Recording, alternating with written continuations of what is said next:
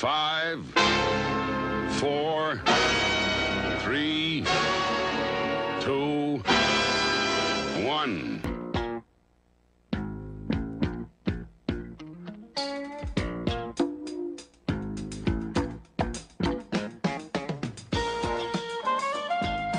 Matt Chapin, Louis Malia, I'm Aaron Malhotra. Our main man AJ's in the background putting this all together.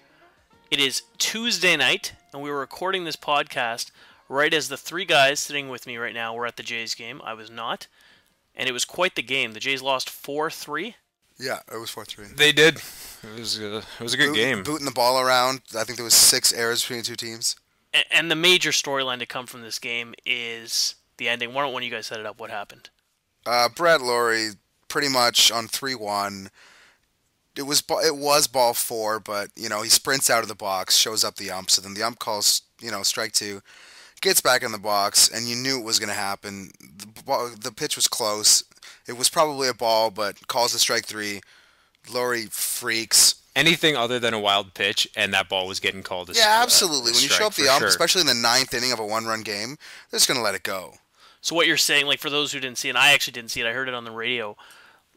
Lawrie shows up the ump thinking it was a strike. Well, yeah, Batista's been famous for it lately too, right? He just, a pitch doesn't go his way and he sulks and cries. The next pitch, if it's close, is going to go against you because you're showing up the ump. So the umpire's proven a point, and what does Lawrie do about it? Lawrie pretty much just grabs his helmet and does a Jenny Finch and just hucks it at the ump. He freaked. Yeah, I honestly think if Farrell didn't come out, he would have punched him. And he spiked his helmet like Michael Irvin. One out later, they lose the game. They lose 4-3, a game they were up 3-0 in. Yeah, they definitely blew a lead. It was an unfortunate game. They were just sloppy.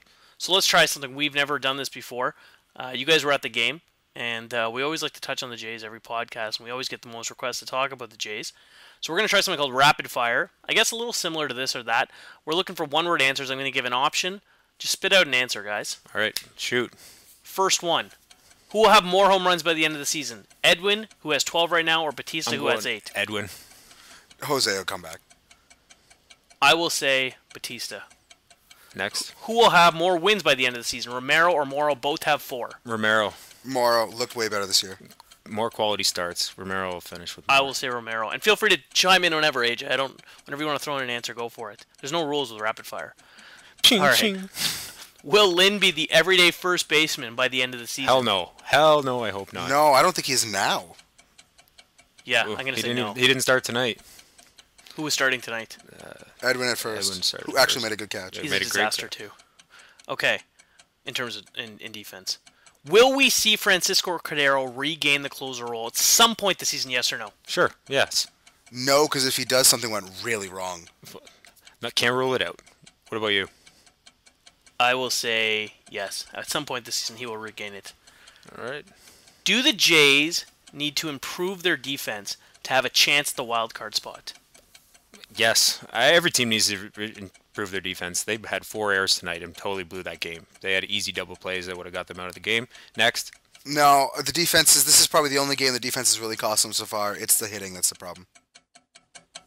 They are on pace for the most errors by a Blue Jay team since 1977, I believe. Final rapid fire. Will the Jays be buyers at the deadline?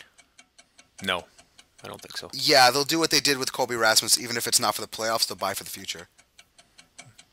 Aaron, I will your thoughts? say... That's not what I mean by buying, but so I'm going to say no. All right, then. Take that. Okay. That was rapid... How do you guys feel? That was rapid fire. I felt it was a little slow. It wasn't very Yeah, we rapid. didn't really wrap it at all. It was like slow breeze. It wasn't rapid fire. Yeah. Okay, well that was slow breeze. New segment next week. Rapid fire. We'll speed it up next week. Hopefully we can get like Tide or like a softener company to sponsor Slow Breeze. Otis ups and downs. Otis ups and downs, yes. Right on, show. All right. We are now going to begin the this or that portion, the original segment that we have had for 8 now consecutive weeks, and that begins right now.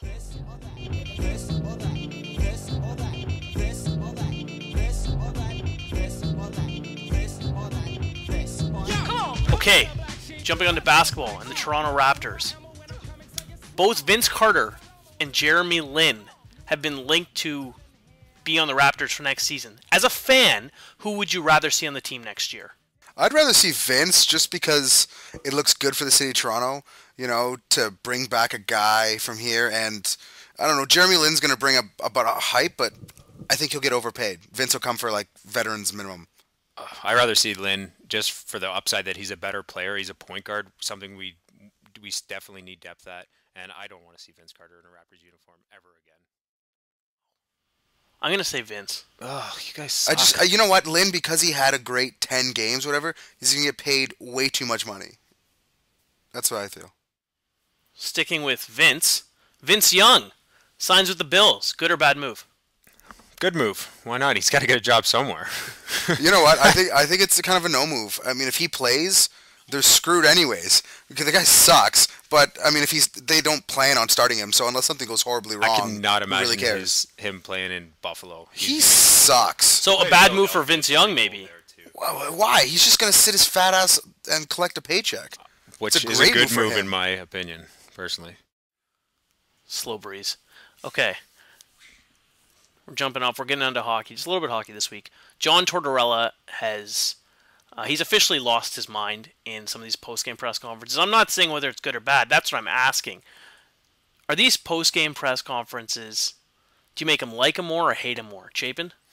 I love it. I like that he's outspoken. I did not read the rule book of him having to not be an outspoken person when he's getting questions asked to him. There's no rules. He can spit back whatever. The person asking the question can ask it in any phrase, any way that they want, and I don't think there's any rule to him to answer it back. And, yeah, just to be clear, I mean, like... If your cell phone ring in a meeting, sorry to cut you off, you'd get blasted by whoever was your superior or whatever. There's no reason he can't just out the person for that. It's amateur. They shouldn't be in there. They're in a press conference room.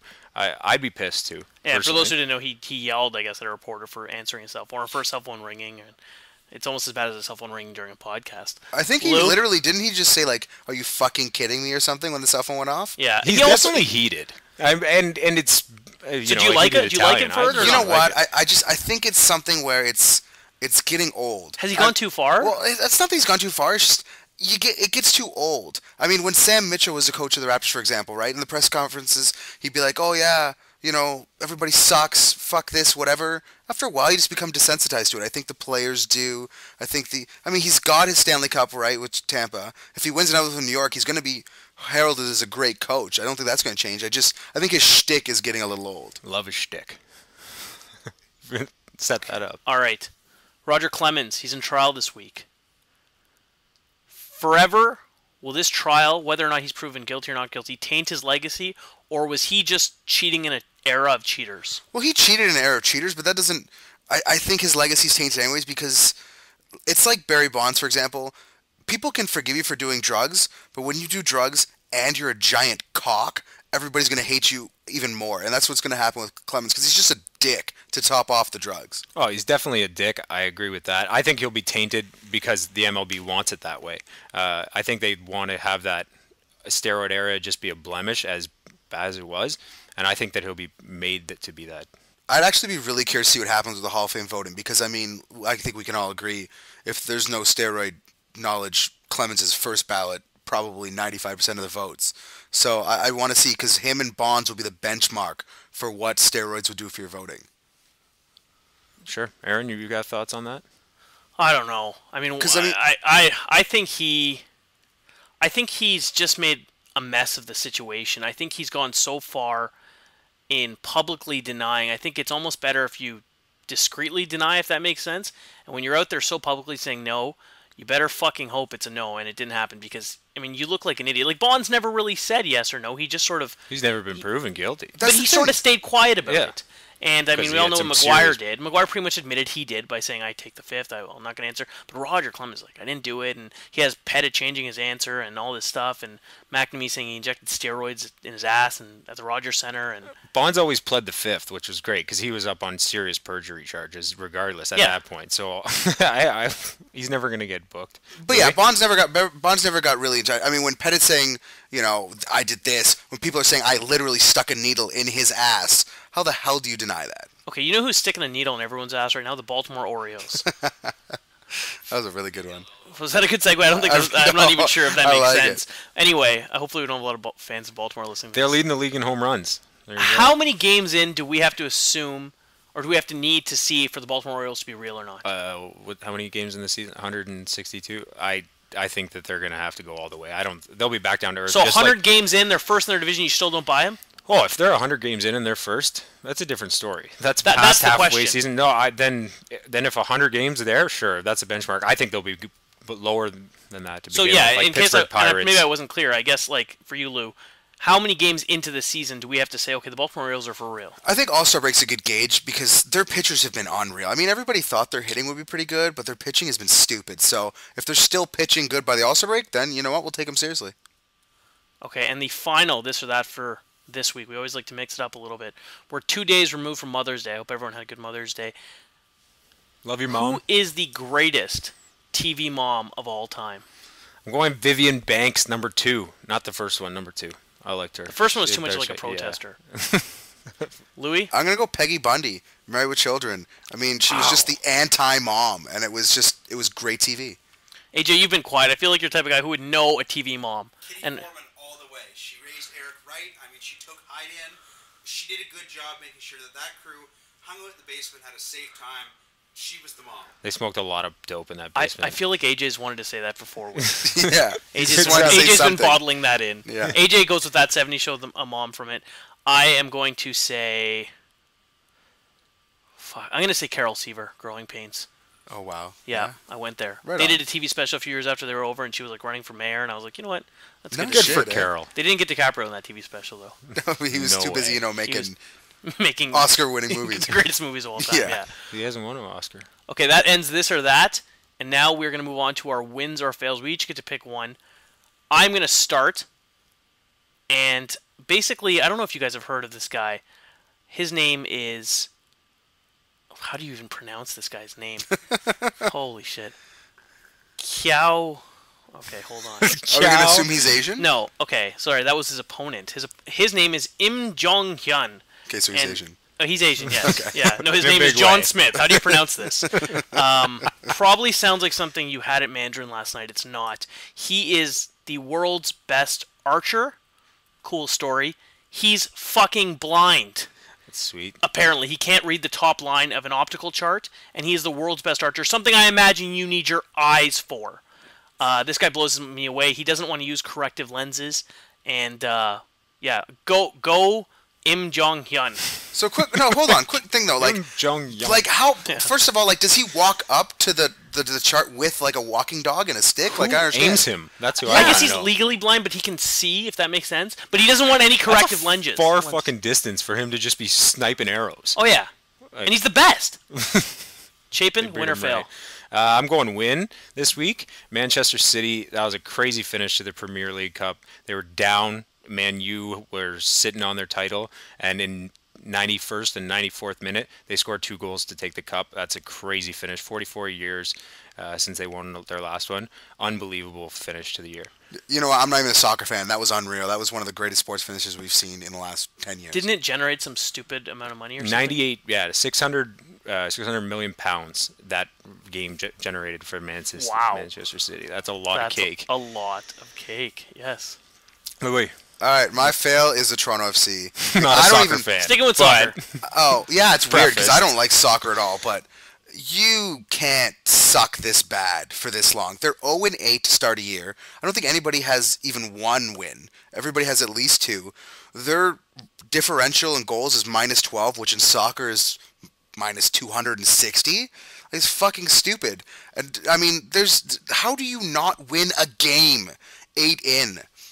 It's really embarrassing. Fans aren't even going out anymore. I mean, they used to be lineups for season tickets, and now they're literally just throwing the tickets on the road and hoping people pick them up. It's just embarrassing for Toronto. Like, another team that is embarrassing in Toronto, of course, has to That's be what we here. do. Probably the first time we've ever talked about soccer, and we have 2 topics, so it's good to know. If we haven't already mentioned, or if you guys don't already know, and I know we haven't mentioned on this podcast, we do have Twitter. Chapin, what's his Twitter handle? Radio_faces. At Lou, why don't you say it radio_faces. again? Faces. Radio_faces, guys. Radio_faces. Thanks so much for listening to number 8. We'll catch up with you guys on number 9, and this was brought to you by Slow Breeze. Go Chelsea.